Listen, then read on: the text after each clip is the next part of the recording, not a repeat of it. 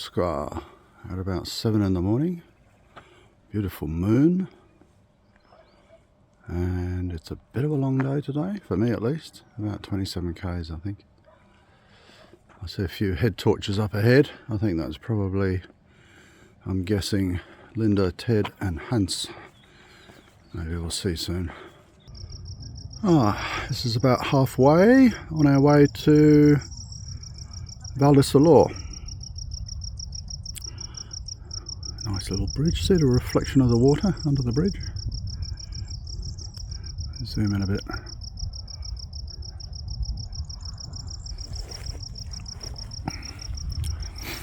And then there's a nice little rest area. You don't get this much on the VdlP, and we haven't so far. There's a little rest area with a bit of shade from the sun. So here we are on day whatever it is. I'm not sure of the day of the week. I think it's Saturday. And heading between Alcuescar and Valdesalor. Valdesalor, yeah. About 10 k's to go, I think. Weather's going to be hot today. It's getting up to 29 by about 3 o'clock. So we generally, most of us left early and trying to sort of get the walk done before the heat of the day.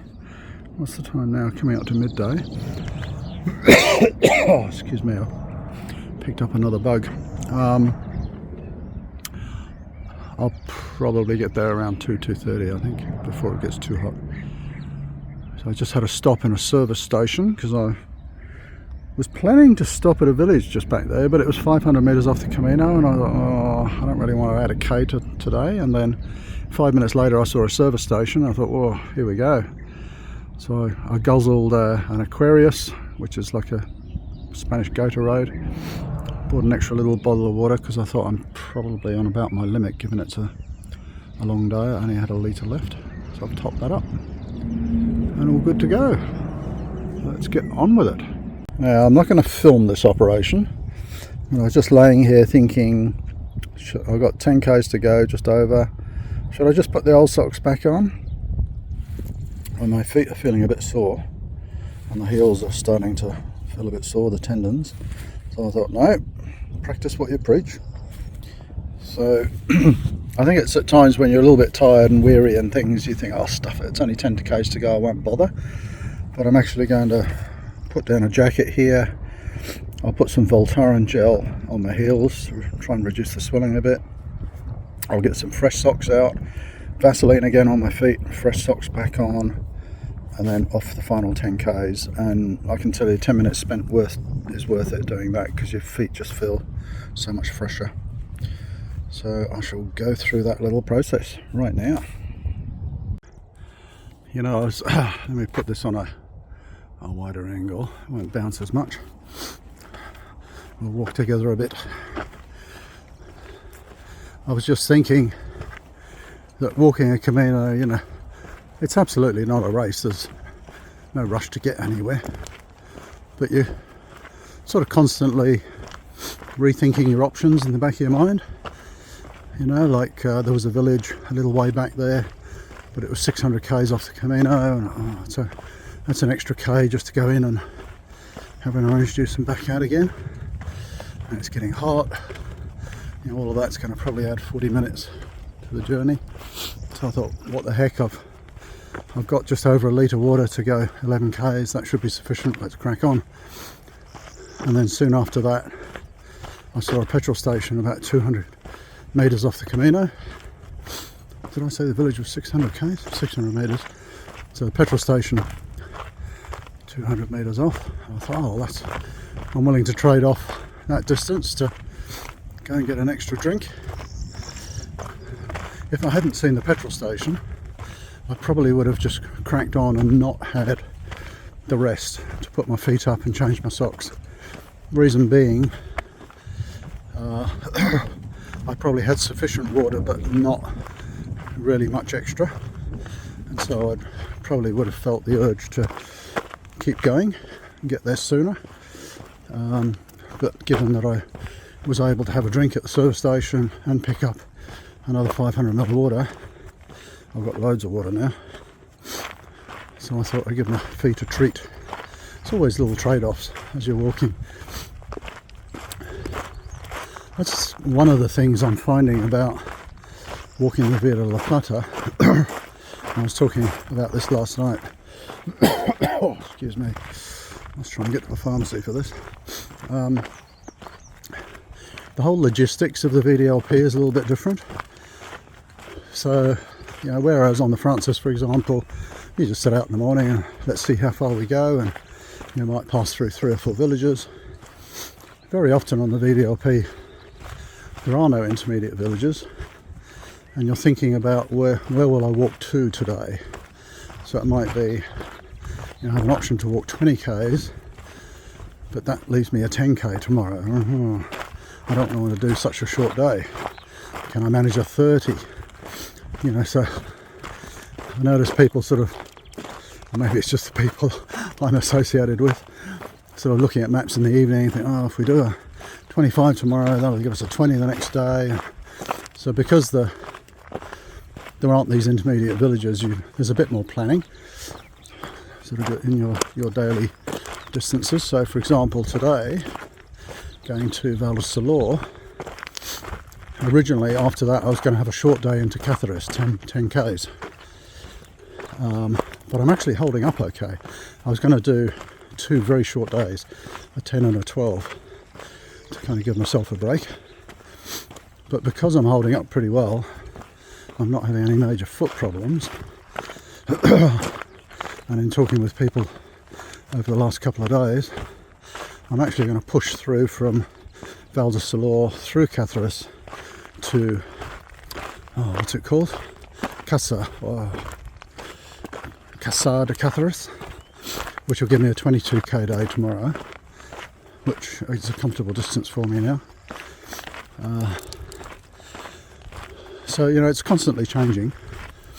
You have your loose plan in the back of your mind, but depending on how you're coping, and you know, you're going to feel different from day to day. Do I feel like I can do 30 tomorrow, or 20, or 15?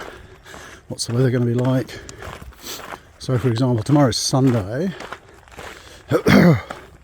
and I'll do Valdesalor to Casa de Cáceres, 22 k's. The day after that is a real challenging one, and I've been talking to other pilgrims about it, because from Casa de Cáceres to Cañaveral, I think it's called, is about 33 k's. Nothing in between. You know, it's hot weather. I don't really want to stretch that far. Unfortunately, there was an intermediate albergue that's been closed for a couple of years. So we were bouncing around ideas, and you know, should we maybe pull some of our gear out and send it forward, so we're walking with a very light pack? Other people have an option where they walk as far as the embalse and the reservoir and get a taxi back from there and then shuttle back the next day. So lots of options to do that section. I haven't decided yet. I'll see how I feel at the end of tomorrow. A little bit hesitant about trying a 33 in this fairly hot weather. I just don't want that to be the straw that breaks the camel's back and screws up my feet. But who knows, I'll study the route a bit. That's another important factor. Will it be on nice trails like this, or is some of it on the road? But there's always options. So I guess that was the point of this waffle. That, you know, you kind of take each day as it comes, and how do you feel? What are the options? And be sensible, you know, don't push yourself. You don't want to be out here in this weather. I think it's about 28 now, with 10 k's to go and running out of water. It gets pretty bloody uncomfortable. So carefully plan your days. Time to get some k's behind me, I think. Stop waffling, Rob. See you soon, folks. Sorry, I'm going to waffle a bit while I'm walking. I hope you don't mind, because it's always easier walking when you're tired when you're chatting with someone. But I just wanted to recount what happened last night in how do I say it, Valdesalor, which was really interesting on a couple of counts, because some buddies I was walking with, they were staying in the big albergue, which is very well known, albergue. It's a place run by the church, and it's a bit of a care home, I think, for disabled people, and they have an albergue there as well. And so my buddies were staying there, and I had booked a little casa rural up in the village, and it was on top of a hill a kilometre away, and I struggled up this hill, and after having had lunch with my buddies, and I thought, there's a lesson in this. Stop, being paranoid about shared accommodation and trying to find private rooms, because this is teaching you a bit of a lesson.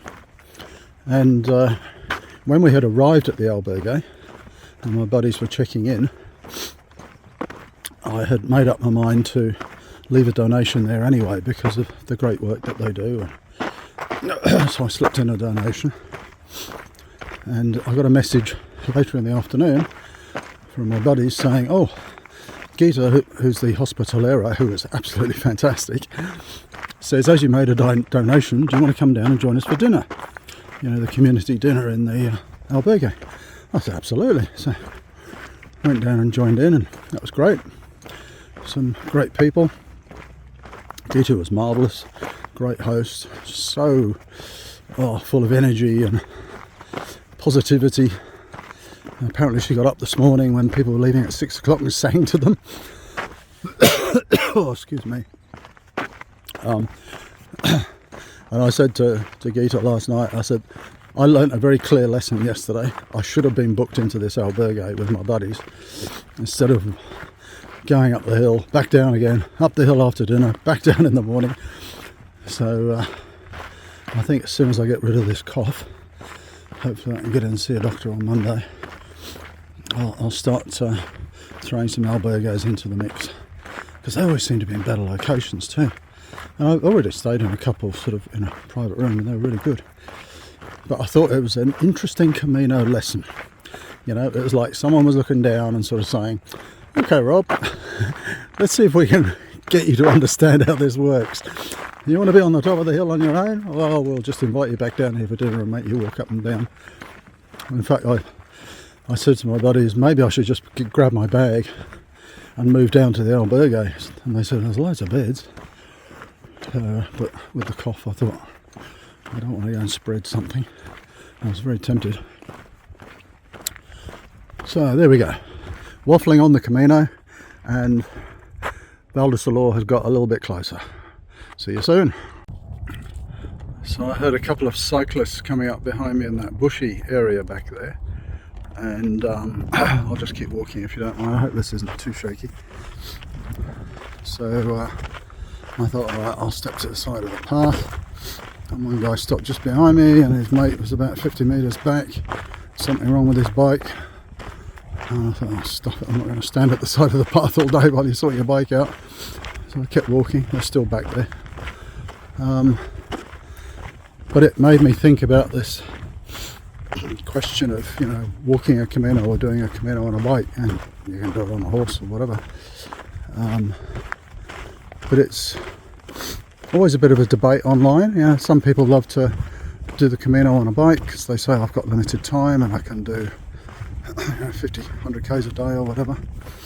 And we were talking about it over dinner last night, and I think, I'm going to be very opinionated about this. I think if you're going to cycle the Camino, it becomes a little bit more of a cycling holiday than a Camino. And let me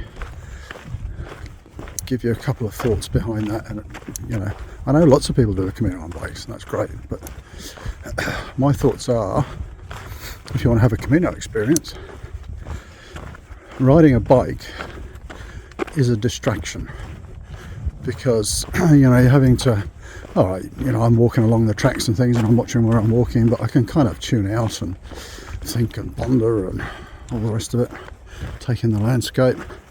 If I was going along here on a bike at a much higher speed, I have to be a little bit more careful, and it's kind of distracting me from the journey and the surroundings and things like that. And then, you know, this guy's just had his chain come off or something. You know, there's a degree of logistics around the bikes themselves and securing them at night and maintaining them and things like that. So I think the bike is a bit of a distraction. The bigger element for me is the speed of the bike. And if you know, this is my sort of average walking speed, about 3.5 k's an hour. It's a lovely speed to move through the countryside, to, you know, appreciate it, take in everything, you know, stop as often as you want and that kind of stuff. And it's just, I think it's almost like a meditative journey through the countryside. You know, it's a lot of people describe walking a Camino as like walking meditation. If I'm going along here at whatever speed a cyclist does, 10-15 k's an hour, I'm moving through the countryside at a much greater speed, and I think it's a speed that doesn't allow you to kind of absorb it as much. Not only the distraction, but you're kind of just moving through things too quickly. You know, oh, I think I saw that, yeah, I went past that. You know, so that's just a thought on it. A couple of things. I mean, the bike itself, I think, is a bit of a distraction, but I think overall you're kind of just moving along the Camino too fast. And the other thing, you know, if you want to interact with other pilgrims, you're not going to see the same ones very often because they're walking and you'll be leaving them behind all the time. I guess you might team up with other bike pilgrims. So I'm not saying biking a Camino is a bad thing. I guess I'm saying if you want to have a Camino experience, whatever that is for you, it's maybe a little bit harder on a bike than walking. So if you're thinking, oh, I'm going to ride a bike on the Camino because I've got limited time, well, maybe also consider, I'll just walk a shorter Camino. Just some thoughts. These cows look like they need milking. And that town, Valdesalor, is not getting any closer, and I'm not going to look at Google Maps because it will be disheartening. I reckon it's just over 2 k's to go. We'll see. Shall I look? No, keep walking. Ah, that has been a long haul up from that bridge, and I have been keeping myself motivated coming up this hill with a little mantra. Pilgrim, once you get into that pueblo, you will find cold drinks. Keep going. You will find a menu del dia, so keep on walking. You will be able to take off your pack in the shade. Keep walking. You may find some of your pilgrim buddies if they haven't already run away to siesta to avoid you. Keep walking. What else is good there? I might find a pharmacia that's open. Who knows? But best of all, it'll be the end of another great day. And time to relax. Just like these cows. I was going to say they have a good life, don't they? But they probably don't. It has been another really good day. Kind of 27 k's. I know for a lot of people it's not a lot, but it's kind of getting there for me. Very tired and sore feet.